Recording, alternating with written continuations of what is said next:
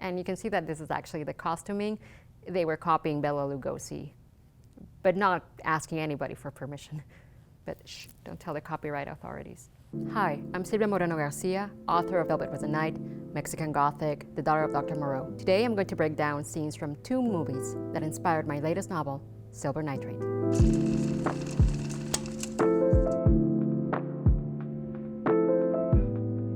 The first scene is from The Vampires Coffin by Fernando Méndez.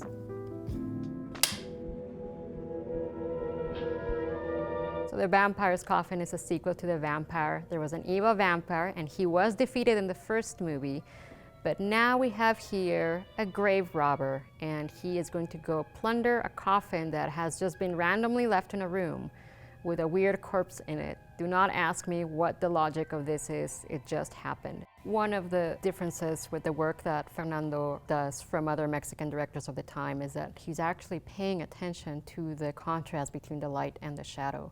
So you can see that right here, that there's different shades of gray on the screen, and this man is wearing a very dark suit, so it contrasts with the background. Pay attention to a hand that's gonna pop out of the coffin, quite starkly pale in all that darkness, and so that gives you an interesting contrast. And you can see that this is actually the costuming. They were copying Bela Lugosi, but not asking anybody for permission.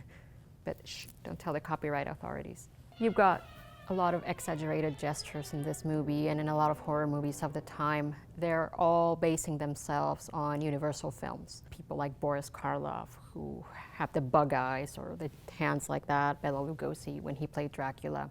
But so here we still have a lot of that very theatrical movements and appearances of the characters. The bug eye and the hands like that.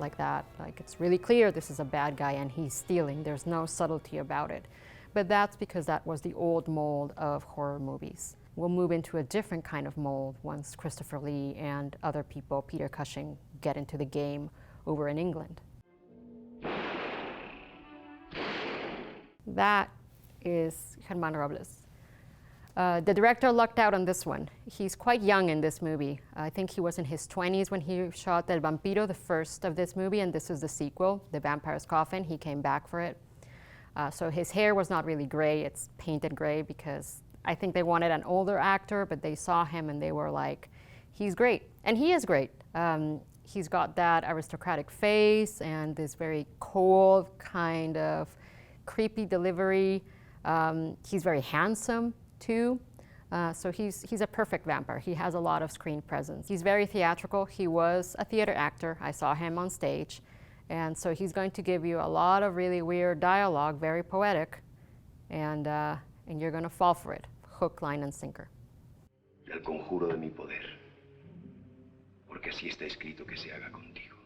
He is going to do this delivery right now when he's basically going to explain that I'm enslaving you and I'm hypnotizing you, and a lot of that relies on his physicality, on him being able to sell you the idea that he is a powerful, immortal vampire that is going to, I guess, seduce you into the dark side. The success of these movies would give Germán Robles something of a career doing horror movies. Debo salir en busca de sangre. And there's the teeth. One reason why horror movies like The Vampires Coffin are so popular and so successful in Mexico is because they're so cheap. Cinemas needed a lot of content. There were A pictures and there were B pictures. The A pictures had all the famous actors of the time period. You had your Cary Grants and you had your Alfred Hitchcock directing, but you also needed to fill out the other time slots, and so you needed those B movies, those B pictures, and this fulfilled that need. And the other thing is that these movies are in Spanish, so not everybody can read subtitles and go to the cinema and consume these American Hollywood movies. If you want to watch a horror movie in Spanish, well, there's The Vampires Coffin. And they're also very easy to understand. Unlike some other films that might have really complicated plots, this telegraphs everything. You know who's a good guy, and you know who are the bad guys. You know who's a henchman in this scene, and you know who's the vampire. So it's not that difficult for you to understand it. It's almost like pantomime, very simple forms of theater. You know, you hiss at the villain and you cheer at the hero. One of the inspirations for Silver Nitrate are several movie directors of the golden age of cinema. All of these directors embodied a spirit of can-do in a time period in which Mexican cinema was going to be eclipsed by Hollywood. Fernando Méndez is very representative of that kind of last of species because he's just making all the movies he can make all the time, from highbrow literary adaptations to really cheap horror movies. The Vampires Coffin is kind of the beginning of the end of this era. 1958, that's a good year. But once we get into the 60s, everything is going to end. This scene is from Inferno by Dario Argento. So in Inferno, we have a young woman who discovers that there's some strange occult history behind the place where she's living. Argento is famous for two things. One is the color, and the other is his use of music and sound.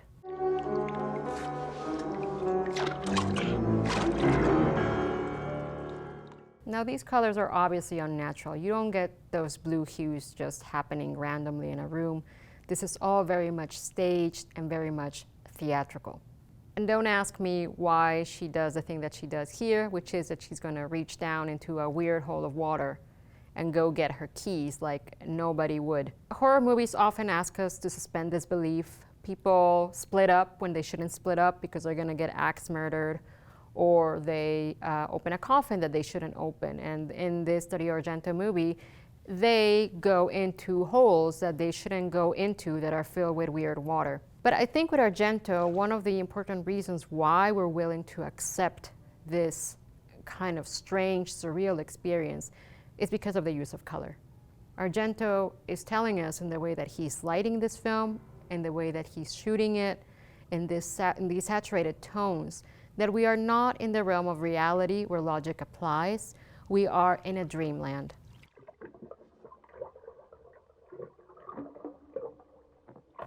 And she is emerging in an underground ballroom.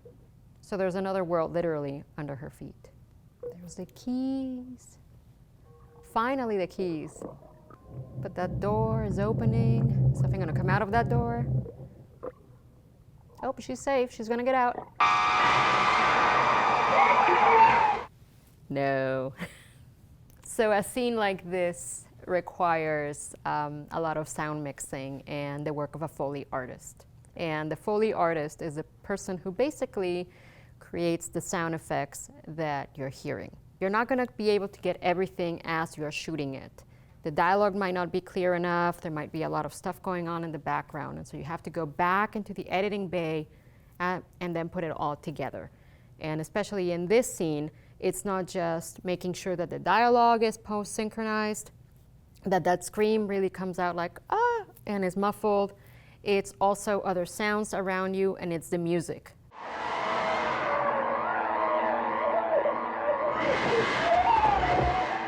And it keeps going on and on. It's almost like that corpse is following her around. Normally what would happen is that at some point in time, this is going to be screened without all the audio effects in place, and somebody is going to score that, is going to put music or some do-do-do-doon into the scene so that it does what it needs to do, which is to evoke emotion. If you watch this scene with the audio completely off, it's very different than if you have the audio around you in a movie theater. So it gives you all those cues so that you have the proper reaction. So it's sound and image coming together.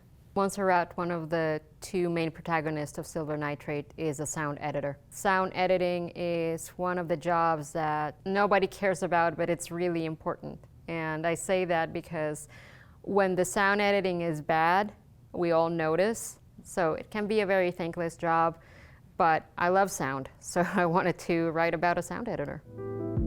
Thanks for watching. My novel, Silver Nitrate, is on sale now wherever books are sold.